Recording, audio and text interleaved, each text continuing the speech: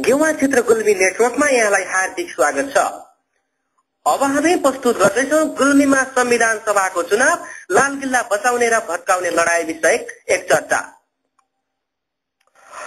गुल्मीमा 2048 सालको चुनावमा जिल्लाका 3वटै क्षेत्रमा कांग्रेसले आफ्नो विजयी झण्डा गाडेको थियो। तर कर्मशः एमालेले लाल किल्ला बनायो र गत 2064 को संविधान सभा चुनावमा पनि दुई कम्युनिस्ट एमाले र माओवादीले 3वटै क्षेत्रलाई लाल किल्ला कायम गरेर छाडे। त्यही इख लिएको कांग्रेस यसपालिको चुनावमाथि लाल किल्लाहरू भत्काउन आफ्नो भयभरको शक्ति लगाएको छ भने एमाले र माओवादी पनि हिजो आफूहरूको किल्ला बचाउन त्यसरी नै लागि परेका छन्। क्षेत्र नम्बर 1 र 3 मा गत संविधान सभा चुनावमा जितेको माओवादी यति बेला जिल्लाका 3वटै क्षेत्र जितिन्छ भन्दै चुनावी मैदानमा छ भने एमाले र कांग्रेस पनि 3वटै क्षेत्र जित्ने जोशका साथ लागि परेका छन्। क्षेत्र नम्बर 1 मा माओवादीबाट अघिल्लो चुनावमा विजेता सुदर्शन बराल, कांग्रेसका कृष्ण सन्त्याल र एमालेकी मैना भण्डारीसँग कड़ा प्रतिस्पर्धामा छन्।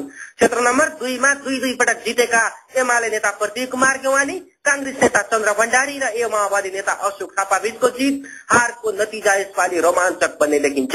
उनीहरू मध्ये कसले जित्ने हार्ने भन्ने कुरा आंकलन गर्न नसकिने चुनावी आंकलन छ। कांग्रेस यसपालि 2 नम्बर क्षेत्र कुनै पनि हालतमा गेवालीको हातबाट खोज्छौ भन्दै लागेको छ भने एमालेले गेवालीको जीत घोषणा मात्र गर्न बाँकी भन्दै चुनावी प्रचारमा हिँडेको छ। उता अघिल्लो चुनावमा त्यसको पार्टी बनेको माओवादी आफ्नो उम्मेद्वार अशोक थापालाई गुल्मीको जक्कु सुवेदी बनाएर देखाउँछौ भन्दै टोलमा पुगेको छ। दलित महिलाको खुट्टा ठोकेर आशीर्वाद लिँदै चुनावी प्रचारमा लागेको थापा अब आफ्नो प्रतिस्पर्धी गेवाली नभएर भण्डारी भएको दावी गर्छन्। यता एमाले थापा नभई गेवालीको प्रतिस्पर्धी भण्डारी मात्रै भएको र हिजोकै जति मतले हराउने दावी गर्दै आएको छ। कांग्रेसले हिजो एमालेको भोटहरू माओवादीमा गएको भन्दै भण्डारीको जित सुनिश्चित भएको दावी गर्दछ। एमालेले फेरि कांग्रेसको गढ मानिने दरबार देवस्थान गाविस पुरै भत्काएको भन्दै यसपालि पनि भण्डारीले हराएर छाड्ने जिकिर गरेको छ।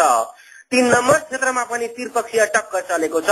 अघिल्लो चुनावमा माओवादीले जितेको र एमाले उम्मेद्वार गोकर्ण विष्ट निकटतम प्रतिद्वन्दी बनेका थिए। अहिले पनि सो पार्टीका उम्मेद्वार वामदेव छेत्री आफ्नो झण्डा कायमै राख्ने दावी गर्छन् भने एमालेले उम्मेद्वार विष्ट यसपालि आफैले जित्ने सुनिश्चित भएको दावी गर्दै आएका छन्।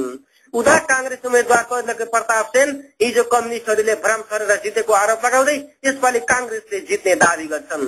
यसरी जिल्लाका मुख्य तीनै शक्तिको चुनावी लडाईमा कसको जित कसको हार हुने हो भन्ने अहिले नै आंकलन गर्न नसकिने अवस्था छ। यसपालि फोटो सहितको मतदाता नामावली लागू भएको र अघिल्लो चुनावमा भन्दा मतदाता झन्डै 1 लाख घटेकोले पनि हिजोको जोड घटाउले दलहरूलाई छाङ्गाबाट खसे झैं परिणाम दिन सक्ने देखिन्छ। प्रमुख 3 दलका उम्मेद्वारहरूपछि साना दलहरू मध्ये राष्ट्रिय जनमोर्चा क्षेत्र नम्बर 1 का उम्मेद्वार जीवन राणा, 2 का छविलाल सर्चुङ्गे, 3 का रामेश्वर खत्री र रापरपा क्षेत्र नम्बर 3 का उम्मेद्वार भरत बहादुर चन्द पनि चर्चामा छन्। रिपोर्टको लागि गोकर्ण प्रकाश गेवाली।